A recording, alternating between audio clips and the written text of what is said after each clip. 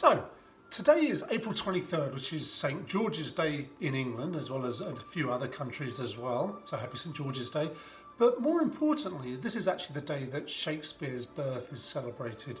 And so I thought it would be appropriate to have a kind of Shakespearean themed cocktail.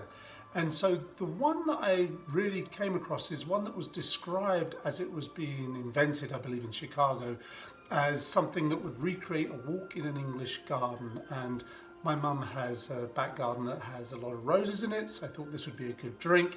And also, if you've ever been to an English garden party, you'll know that the smell there, in addition to possibly roses, will also be one of gin.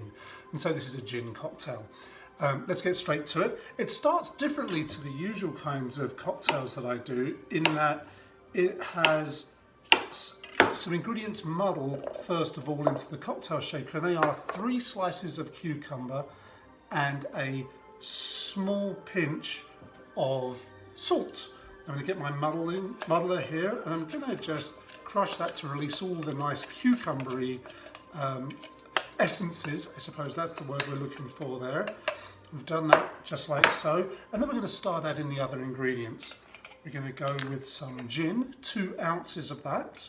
And I'm using Beefeater gin here. I have very good memories of Beefeater when I used to work at the National Theatre. It's a London dry gin. Any other would do. Bombay Blue Sapphire would be fine.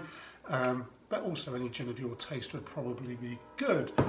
And then in terms of our usual sweet and sour part of it, we're going to put 3/4 of an ounce of sugar syrup. Like so. 3/4 of an ounce of lime juice.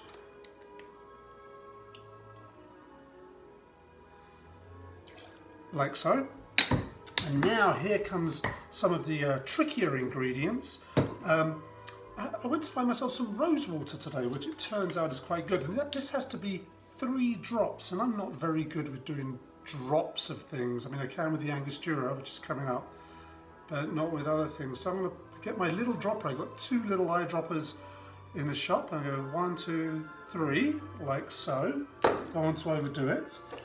And then we are going to put a sprig of mint in there. Now, some recipes I said let that all sort of soak in for a little while, but when I went to the actual place where they came up with this recipe, the Violet Hour, they said no, just go ahead and do it. So now I'm going to put some ice into the shaker, and I'm going to give it a good shake.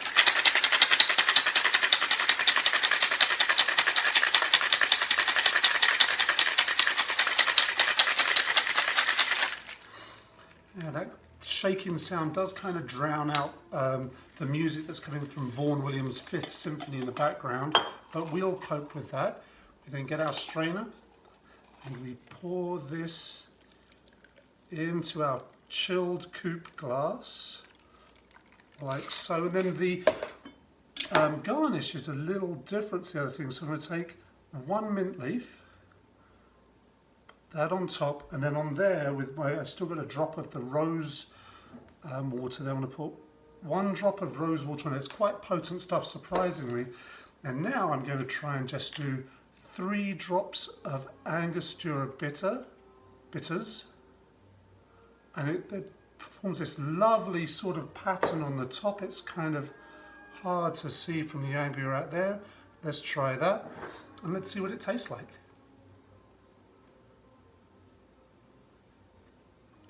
Ah, that is delightful.